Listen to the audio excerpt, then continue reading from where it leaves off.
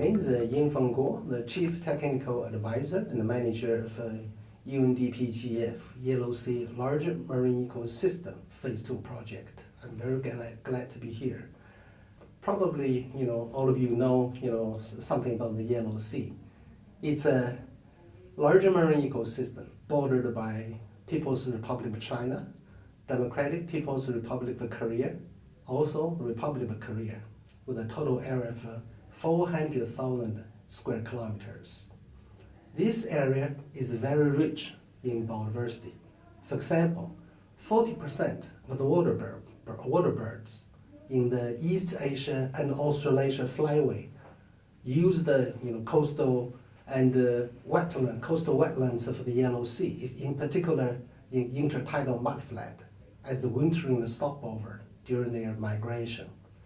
This area is also rich in fish species. For example, there are 340 species of fish identified in the Yellow Sea region.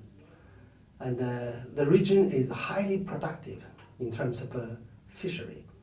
And each year, a capture of 1 million tons of fish is recorded. At the same time, 14 million tons of marine culture are harvested in this region. However, the Yellow Sea is also very vulnerable.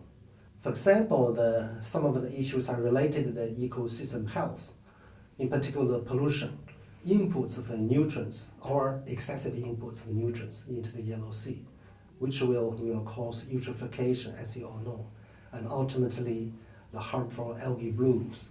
And recently, the experts from both China and Korea has identified the drifting macroalgae blooms as one of the key threats to the economic productivity of this area, in particular the hazard to the recreational activities. So that's one of the important issues, environmental health. And another issue, the fishing efforts that exceed the carrying capacity of the sea. And the jellyfish bloom is also a big problem, which affects the tourism industry in the coastal areas. At the same time, also the marine culture. So this is also a big issue. And scientists have believed that this is also related with the degradation of the ecosystem system of the Yellow Sea. There are some of the evidence of fish depletion, as I just mentioned. Here, I would like to give you some examples. For example, in the case of a capture fishery, the recorded capture of a fishery in the Yellow Sea started from 1950s. At that time, the capture level was 120 metric tons each year. In the year 2015, the capture harvest of fish species in the Yellow Sea amounted to 1.1 million tons. So that's a significant increase actually by 10 times. This is very high indeed. And some estimated that the total capture, allowable capture is, should be much lower than this. And the scientists from both countries also realized that, the overfishing has been taking place in the Yellow Sea since the middle of the 1980s. So this is the reality of the overfishing in the Yellow Sea. And it's interestingly to note that the total biomass of the Yellow Sea, of the fish, actually fluctuated.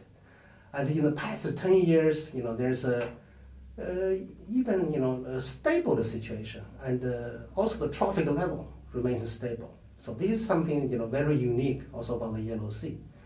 And at the same time, biomass of some of the dominant species has shifted, and this actually has caused very much concern from the fishery experts. Some of the commercially important long-lived and high trophic level species, in particular predator species, have been replaced by low-valued, short-lived, and low trophic value species. So this is the situation that causes us concern. In addition to that, some of the species has changed their feeding behavior. For example, some species which used to be fish-eating or piscivorous changed to the plankton virus. So this is also something that causes concern, of the scientists in this area.